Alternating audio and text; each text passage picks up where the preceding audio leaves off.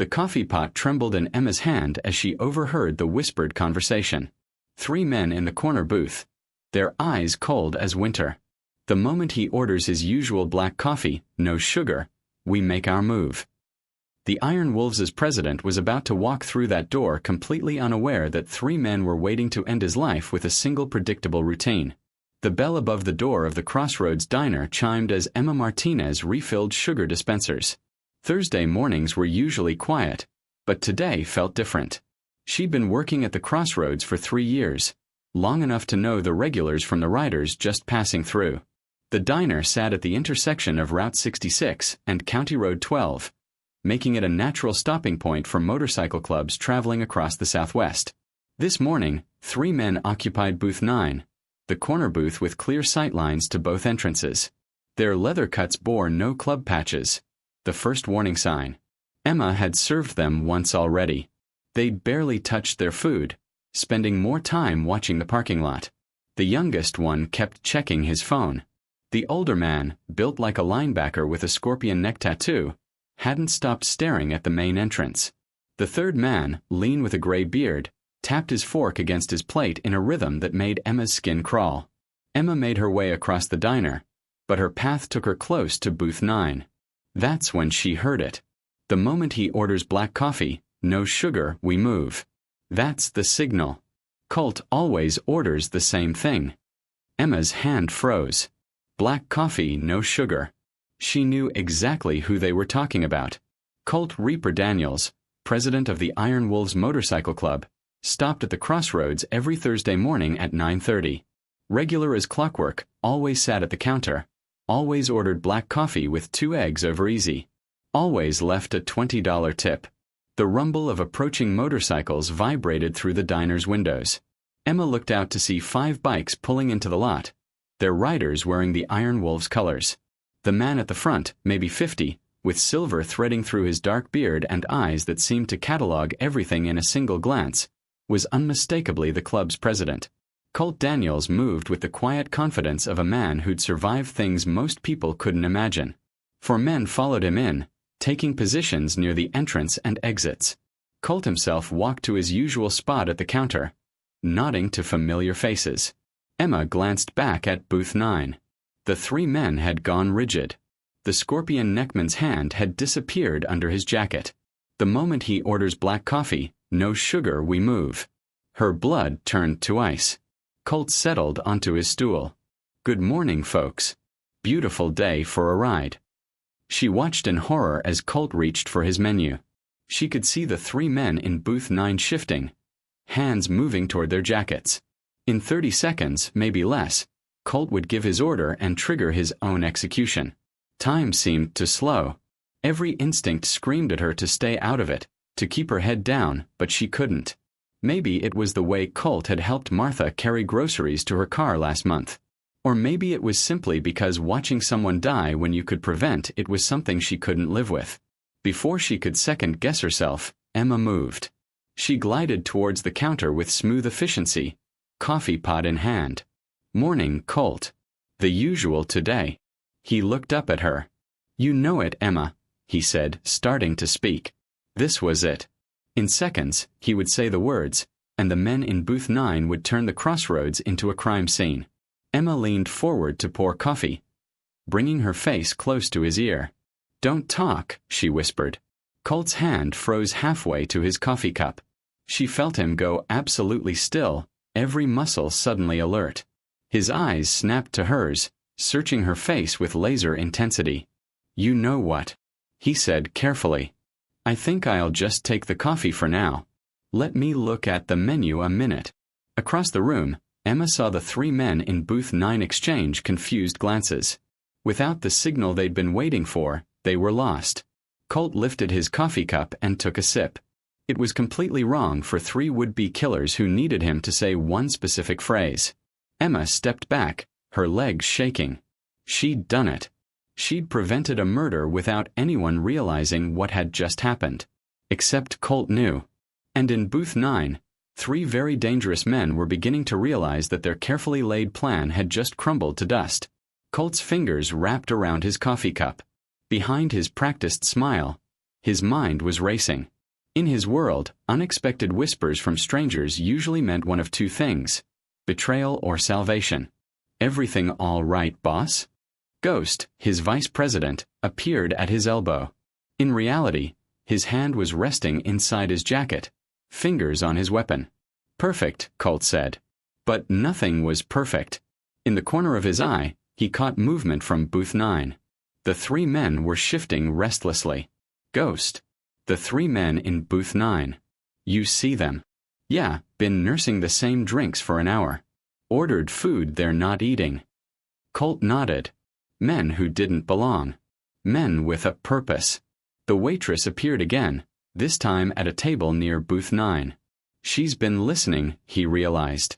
She overheard something. In booth 9, the three men were standing now, dropping cash on the table with obvious haste. They moved toward the exit, but Colt caught the way the scarred man's eyes swept the restaurant one more time. Emma was clearing a nearby table when they passed. Colt watched her closely and saw something that made his blood run cold. She recognized them. More than that, she was afraid of them. Ghost, he said quietly. I want you to have a conversation with our waitress. After closing. The last customer left the Crossroads at midnight. Emma watched him shuffle out, knowing she was now alone with the very people she'd been trying to avoid. Colt sat at the counter like a king holding court. His men had positioned themselves strategically. Emma. Colt's voice cut through the silence. Come sit with me. It wasn't a request. She approached on unsteady legs. You look tired. It's been a long evening. Now tell me why you told me not to talk. Emma could lie, but lying was no longer an option. I heard them talking. The three men in booth 9. What did you hear? They were waiting for you to say something specific. She looked up at him. They said, the moment he orders black coffee, no sugar, we move. Colt's jaw tightened.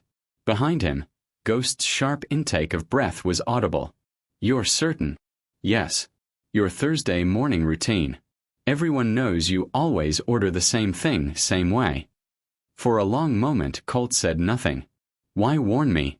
Why not just stay quiet? Keep yourself safe. Because they would have killed you. And probably everyone else who got in the way. You don't even know me. I know you helped Mrs. Martha with her groceries.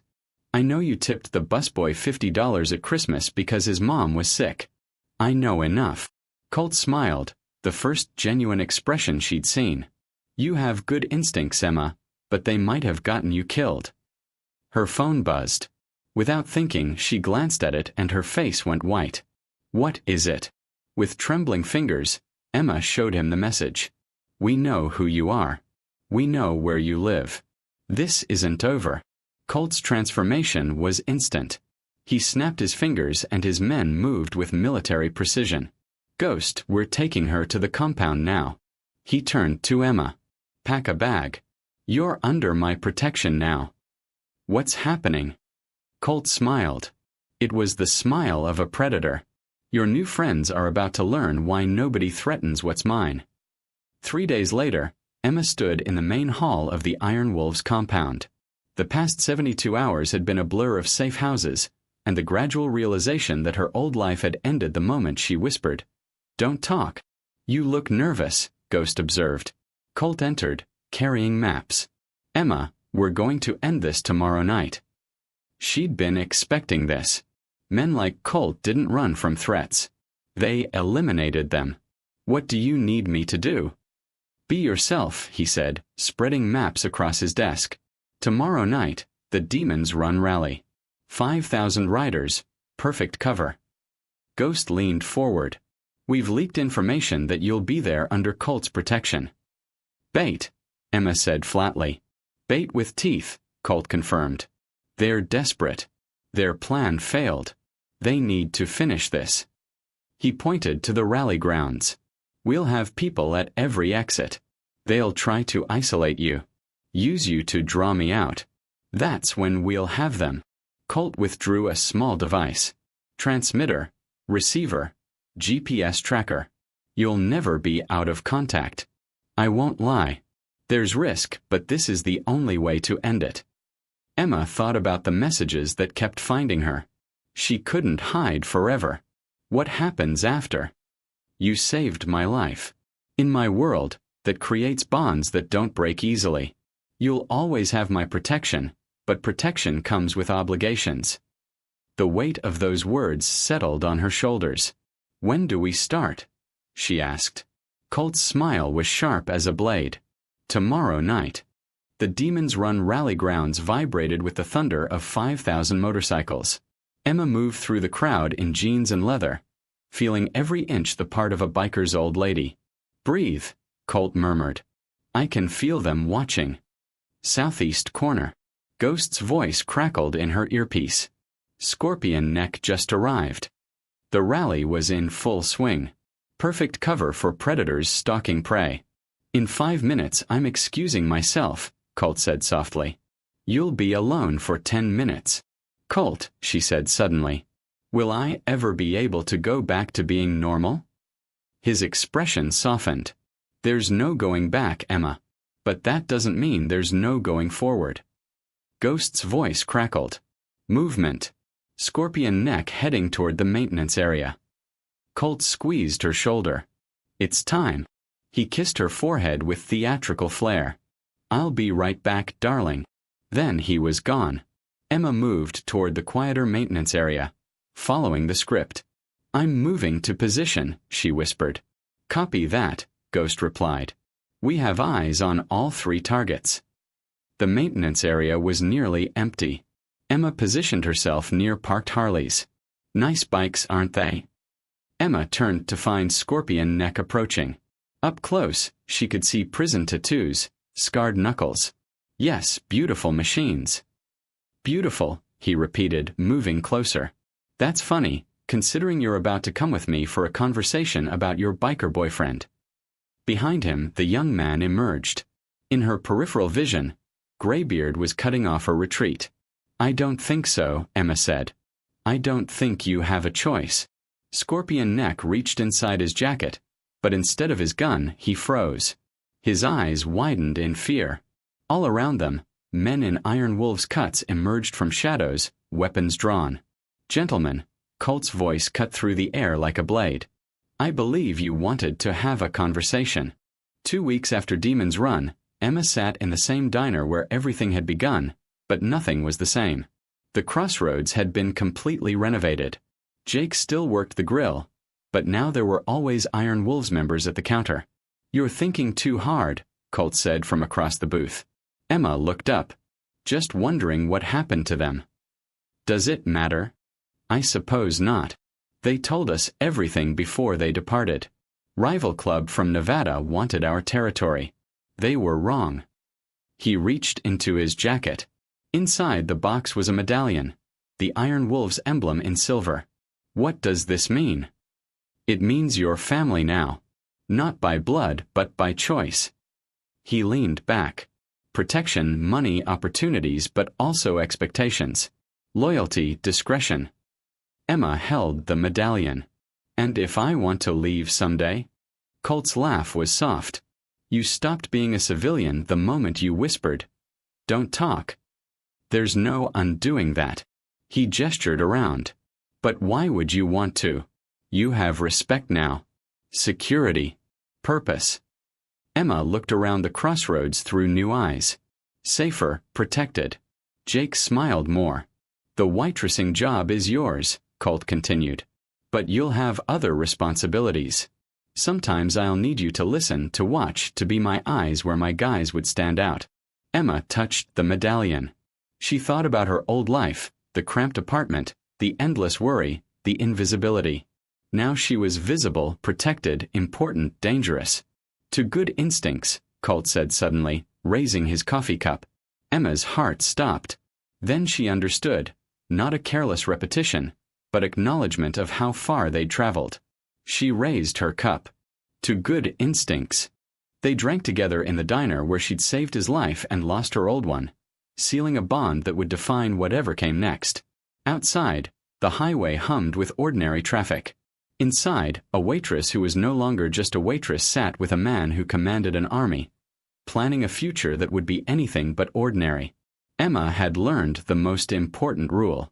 Once you were family forever. Whether that was a promise or a threat depended on how you chose to see it. She chose to see it as both.